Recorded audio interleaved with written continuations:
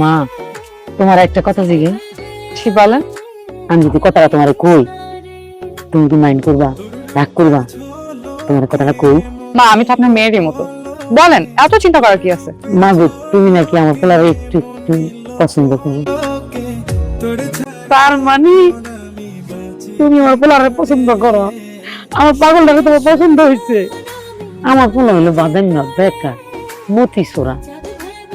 এরকম একটা পোলারে তুমি ঢাকা শহর থেকে এত বড় লোকের মাইয়া, তুমি এত সম্পদের মালিক, দেখতে পরির মতো, তুমি কেন আমার পোলারে পছন্দ করলা?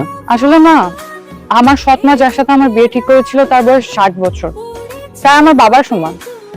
তাকে আমি কিভাবে বিয়ে করি? খালি টাকার লোভে কি একটা বুড়া মানুষকে বিয়ে করা উচিত? আমার পোলা তো হইলো কাদা মাটি, কেড়ে ইচ্ছা করলে যেমনি ইচ্ছে এমনি বানান যাইব, পুতুলের মতো, পাতিলের মতো।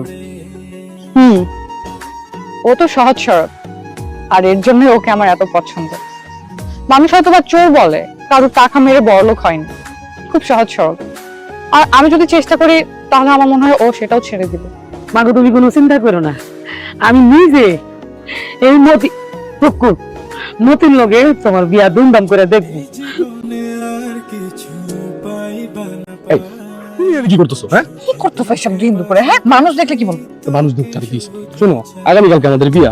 মতিচুরের আবার বিয়ের সবাই। আচ্ছা, মতিসুর আর কি বিয়া করার শখ থাকতে পারে না? তাছাড়া এই গ্রামে আর 10 জন বিয়া করবো, আমি তো ঠিক করলেই করবো, কবে করে তোমার বিয়া করবো। শুরু হলো আমার বংশ পরম্পরা, আরে এখন তো আমি শুরু করতেছি না। শোনো, তুমি মতিচুরাই থাকবা, আমার সামনে এগুলো ফালতু কথা বলবা।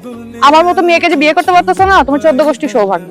আমার কিন্তু সয় সম্পত্তির অভাব নাই। এই গ্রামের ওই পাঁচটা যত সয় সম্পত্তি আছে সব কিন্তু আমার। তুমি আমার বাইক বলে শুরু করে করছি। হ্যাঁ, চোরের মায়ের বড় গলা, এসব আমার কাছে প্যাচের পায়রা লাভ নেই। তোমার মায়ের থেকে সব শুনছি আমি। চলো আমার সাথে, চলো আমরা বাইরে মুখ, তোমারে আমার পছন্দ মতো শাড়ি গয়না এগুলো কিনা দিব। চলো। শোনো, তুমি এগুলো কথা বললে আমি বিয়েই করবো। আমি চোর বলে কি আমি মানুষ না? আমার সকাল আর থাকতে পারে না? আগামীকালকে তোমার আর আমার বিয়া। এখন তোমার তো কিছু কিনে দিতে হইব, তাই না? তো তুমি কিনিবা। আসছে মতিচুরের আবার বিয়ের সব হয়েছে।